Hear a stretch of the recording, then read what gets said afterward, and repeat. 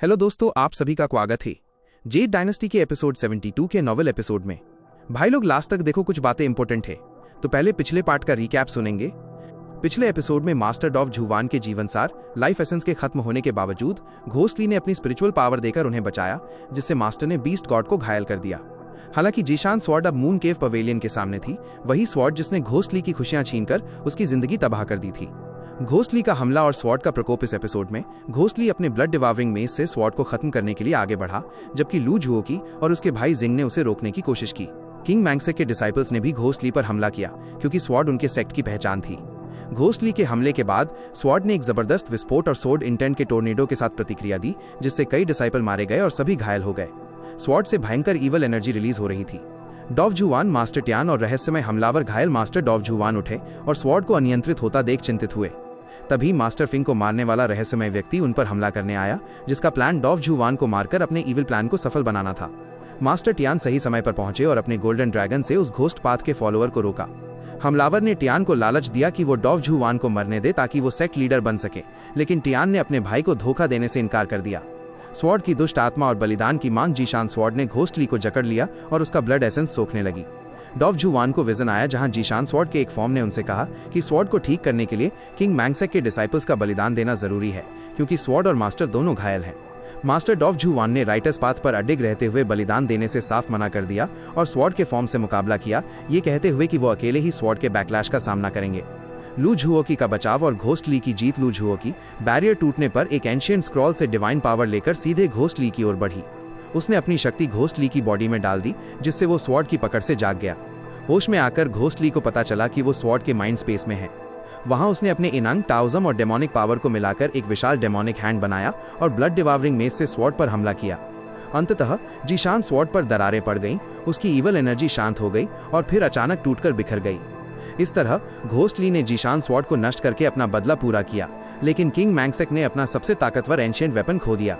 अब देखना है कि इस विनाशकारी घटना के बाद किंग मैंगसेक और घोस्टली का भविष्य क्या होगा। अब आगे अचानक एक तेज आवाज के साथ घोस्टली मानो किसी अज्ञात ताकत से टकराया हो और तीर की तरह उड़कर दूर जंगल में जा गिरा। किंग यून सेक्ट के डिसाइपल्स चौंक गए। फिर किसी ने चीख लगाई, पीछा करो, उस दुष्ट को भागने मत दो, और सब उसके पीछे दौड़ पड़े। लेकिन उसी समय ज़ूशियान तलवार से एक हल्की सी आवाज निकली, इतनी धीमी फिर भी सबके दिलों को चीर गई। भीड़ सन्न रह गई। सबकी आंखों के सामने वो प्रसिद्ध ज़ूशियान एंशिएंट स्वॉर्ड धीरे धीरे टूटने लगी। ब्लेड का आधा हिस्सा जमीन पर गिर पड़ा। उस पल पूरा आकाश बदल गया। गड़गड़ाहट, तूफान, बिजली, काले बादल, मानो स्वर्ग और पृथ्वी भी रो रहे हों। दिव्य तलवार। ज़ूशियान टूट चुकी थी। जंगल में ठंडी बारिश के बीच घोस्टली कराह उठा। मूसलाधार बारिश लगातार बरस रही थी। आसमान में काले बादल छा चुके थे। चिंगयून पर्वत चारों ओर से अंधेरे में डूबा था। घोस्टली लहूलुहान, पसलियां टूटी हुई, हर कदम पर मौत का दर्द, लेकिन फिर भी वो गिरते पड़ते आगे बढ़ रहा था। उसके पीछे पीछा करने वालों की आवाजें गूंज रही थीं, ढूंढो, उसे कहीं छिपने मत दो। क्विंग यून डिसाइपल्स तूफान में खोज कर रहे थे। घोस्टली लड़खड़ाया, एक छोटे पेड़ को पकड़कर खुद को संभाला, लेकिन उस झटके से उसकी छाती में इतनी तेज चोट पहुंची कि सांस लेना मुश्किल हो गया। वो जानता था अब और दौड़ना असंभव है। उसने आंखें बंद की और कीचड़ में मुंह के बल गिर पड़ा। बारिश की धारा ने उसके शरीर को ढक लिया, मानो वो इस अंधेरे जंगल में मिट चुका हो।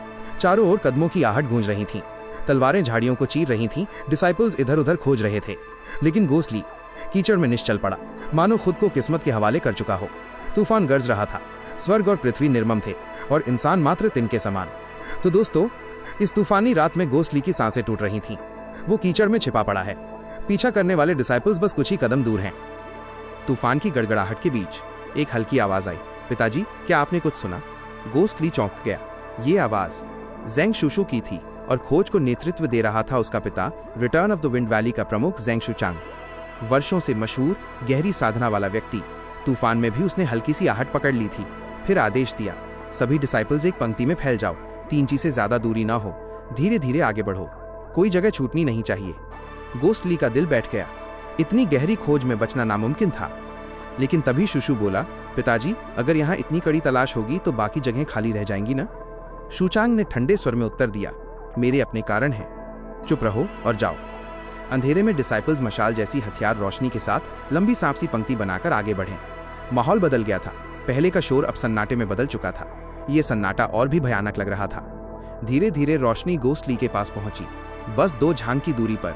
तभी अचानक, रुको, ज़ेंग शुचांग ने जोर से चिल्लाया। सभी डिसाइपल्स थम गए। शुशु आगे बढ़ा, हैरान। क्या है पिताजी? शुचांग की नजर गोस्टली की ओर नहीं, बल्कि जंगल की दूसरी दिशा में टिकी थी। अंधेरा गहरा था, पर ऐसा लग रहा था जैसे अनगिनत आत्माएं तूफान में चीख रही हों, नाच रही हों। उसका चेहरा गंभीर हो गया। एक ठंडी सांस ली और फिर उसकी दिव्य तलवार प्रकट हुई। चांदी की किरणें अंधेरे को चीरती हुई फैली। जंगल जगमग हो उठा। शुचांग गर्जा, मैं आगे रहूंगा, तुम सब उसी तरह पंक्ति में खोज जारी रखो, लेकिन मुझसे 1 झांग से कम दूरी पर मत आना। तूफान भयंकर था, लेकिन डिसाइपल्स को सहारा था ज़ेंग शुचांग। उनकी तलवार की रोशनी आगे आगे, बाकी सभी शिष्य 1 झांग की दूरी पर पीछे पीछे। माहौल भारी था, जंगल सांस ले रहा था, हवा चीख रही थी और हर डिसाइपल को अपनी धड़कन सुनाई दे रही थी। तभी एक जोरदार बिजली कड़की, जमीन कांप उठी और बिजली की चमक में कीचड़ में पड़ा गोस्टली दिखाई दिया। वो रहा। चीख गूंजी, भीड़ उछल पड़ी। गोस्टली लड़खड़ाते हुए उठा, लेकिन जख्म इतने गहरे थे कि कुछ ही कदम चलकर फिर गिर पड़ा। किंग यून डिसाइपल्स झपट पड़े, लेकिन तभी घने अंधेरे से एक रहस्यमयी परछाई निकली। सिर्फ चमकती हुई 2 आंखें दिखाई दे रही थीं। वह आकृति सीधी डिसाइपल्स की ओर बढ़ी। कोई हथियार नहीं निकाला, बस हाथ बढ़ाया और एक शिष्य को हवा में फेंक दिया। उसका हथियार भी छीन लिया। भीड़ दहशत में। ये शख्स बेहद शक्तिशाली था। उधर अंधेरे में शुचांग की गर्जनाएं सुनाई दे रही थीं। वो किसी और ताकत से बुरी तरह उलझा था, बाहर नहीं निकल पा रहा था। और अब इस काली रात में गोस्टली के चारों ओर और भी रहस्यमयी अज्ञात मास्टर्स छुपे हुए थे। घना अंधेरा, तूफानी रात, बिजली की चमक के बीच तलवारों की खनक सुनाई देती है। काले कपड़े वाला रहस्यमयी आदमी, जिसकी शक्ति असाधारण थी, चारों ओर घिरा हुआ था। आगे अंधेरे में ज़ेंग शुचांग की गूंजती दहाड़ें, लेकिन मानो किसी अदृश्य ताकत ने उसे रोक रखा हो। वो मदद करना चाहता था, लेकिन एक कदम भी आगे नहीं बढ़ पा रहा था। किंग यून शिष्य हालांकि दुश्मनों की शक्ति देखकर चौंक गए थे, मगर पीछे हटने वाले नहीं थे। उनकी तलवारें चमकी और सभी एक साथ उस रहस्यमयी परछाई पर टूट पड़े। काले कपड़े वाला आदमी थोड़ी अधीरता से अपनी हथेली में शक्ति जुटाता है। अचानक चुराया हुआ हथियार दिव्य प्रकाश से चमक उठा। वो शक्ति मानो आकाश को चीरती हुई नीचे गिरी। हवा की तेज चीख और अगला ही पल एक विशाल प्रभामंडल की तरह वो शक्ति सीधे शिष्यों पर टूट पड़ी। शिष्य चौंक कर पीछे हट गए। चीखें गूंज उठीं। कुछ कदमों तक लड़खड़ाते हुए वे पीछे धकेल दिए गए। लेकिन अजीब बात यह थी कि वो वार केवल एक दिखावा था, एक खोखली ताकत जिससे केवल उन्हें रोकना था। और तभी वो आदमी झटपट आगे बढ़ा और जमीन पर पड़े घोस्टली को उठा लिया। भूतली का शरीर लाचार था, शायद पहले ही बेहोश। उसके बाद वो रहस्यमयी परछाई तेजी से अंधेरे की ओर उड़ चली और अगले ही पल घना जंगल उन्हें निकल गया। ज़ेंग शुकोंग, जो ये सब देख रहा था, उसके चेहरे पर निराशा उभर आई। उसने गहरी सांस लेते हुए कहा, हमने वार जरूर किए, लेकिन उनमें दुष्ट संप्रदाय की शक्ति का आभास नहीं हुआ। अगर दुष्ट संप्रदाय के लोग भूतली को बचाने आते तो इतने छिपते क्यों? ये लोग आखिर कौन थे? और इतनी संख्या में इतना कौशल लेकर वो भूतली को क्यों बचाना चाहते थे? उसकी भौहें सिकुड़ गईं।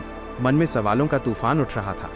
ज़ेंग शुशु कुछ नहीं बोला, सिर्फ अंधेरे जंगल की ओर देखता रहा, जहां ना कोई छवि दिखाई दे रही थी, ना कोई आहट। धीरे धीरे उसने कदम आगे बढ़ाए और बुदबुदाया, जो भी हो, कम से कम किंग यून संप्रदाय के हाथों से तो बेहतर ही हुआ। काले तूफानी आसमान के नीचे बारिश की बूंदें टपकती हैं। अंधेरे के कोनों में एक रहस्यमयी परछाई चुपचाप खड़ी है। वो है मिस्टर घोस्ट। उसकी आंखों में उलझन और गहरी सोच झलक रही थी। वो चुपचाप देख रहा था ज़ेंग शुकोंग और किंग यून के शिष्य जंगल की तलाशी ले रहे थे। समय बीतता गया, खोज का दायरा बढ़ता गया, लेकिन नतीजा कुछ नहीं। तभी अचानक ज़ेंग शुकोंग की भारी आवाज गूंजी, भूल जाओ, सब वापस आ जाओ। थके हारे किंग यून शिष्य मानो इस पल का इंतजार कर रहे थे। धीरे धीरे सभी लौटने लगे। दूर खड़े मिस्टर घोस्ट ने उन्हें जाते हुए देखा। ज़ेंग शुकोंग आखिरी बार हेड काउंट करता है, फिर अपने शिष्यों को लेकर अंधेरे में गायब हो जाता है। अब जंगल पूरी तरह शांत। मिस्टर घोस्ट धीरे धीरे अंधेरे से बाहर आता है। उसकी नजरें गहरी हो जाती हैं। वो उसी दिशा में देखता है जहां काले कपड़ों में वो रहस्यमयी लोग भूतली को ले गए थे। उसकी आंखों में एक अनकही चमक, जैसे किसी अनजाने सच को पहचानने की कोशिश कर रहा हो। तूफानी हवा के बीच एक फुसफुसाती आवाज गूंजती है, सच में अब भी कोई है जिसे उसकी परवाह है। मिस्टर घोस्ट की आंखों पर जैसे ही उसकी नजर ठहरती है, दूर अंधेरे में अचानक 2 लाल चमकती आंखें उभर आती हैं। क्या ये वही ताकत है जो सबको छुपकर चला रही है, या फिर एक नया खेल शुरू होने वाला है?